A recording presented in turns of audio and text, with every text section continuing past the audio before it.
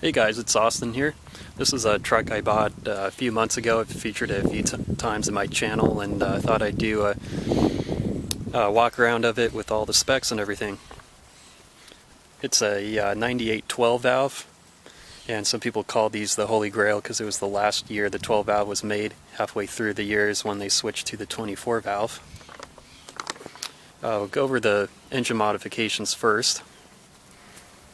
First off, it's got ARP head studs, 90 horsepower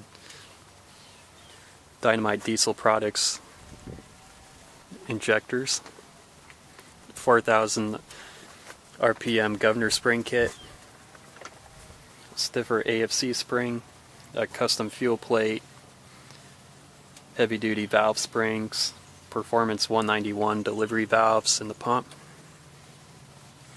It's got compounds. The high pressure turbo is a 62 millimeter high-tech turbo, feeding a Borg-Warner 71 millimeter K31 atmospheric turbo. Both are waste gated. It's also got a Colt Stage 3 big stick cam in it, a BD 3-piece exhaust manifold, 5-inch turbo back, straight pipe with the 7-inch Flow Pro tip. That's got a fluid damper in it, Mishimoto intercooler, silicone charge air cooler boots. It's originally a NV4500 5-speed truck, but the previous owner swapped in a 2006 G50 6-speed. So it's got a newer manual transmission in it, which is kind of cool. It's got a South Bend 3250 dual disc clutch. It's got a Detroit locker in the back, traction bars, onboard air compressor hooked up to the rear air shocks. It's had a lot done to the steering on these second gens. It's definitely a weak point if you know about that. I just did a 4th gen heavy duty Moog front steering linkage kit, which is a heck of a lot bigger than the stock linkage that comes with these. It's got a steering box brace, a red head steering box, so it steers really tight. There's like no slop in the steering at all. It's got EMS manual front hubs, so you can disengage the hubs, which is really cool.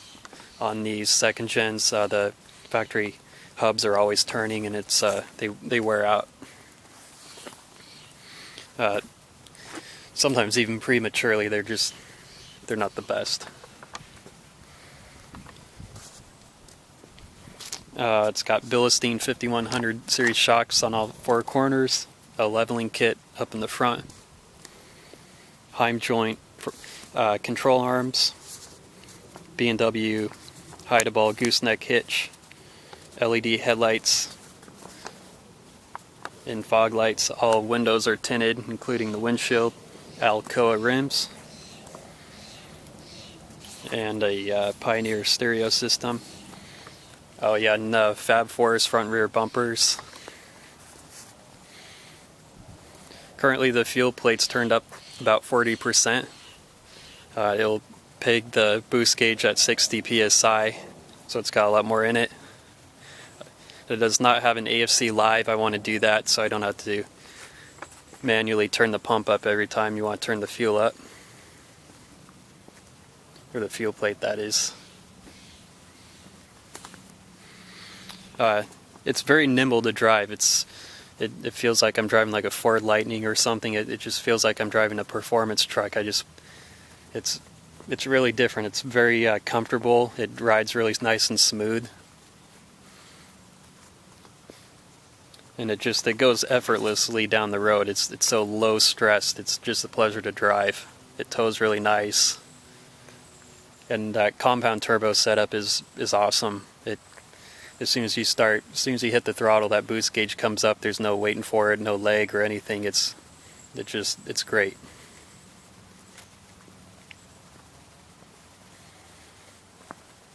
I've wanted to own a second gen for a while, and I'm pretty stoked to own this one. I think it's nice, pretty nicely set up. I still have a few things I'm going to do to it.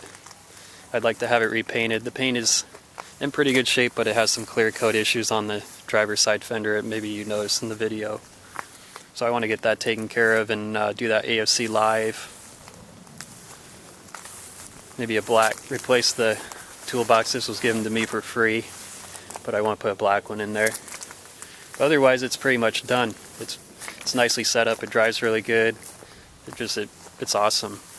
It's a really sweet truck to drive.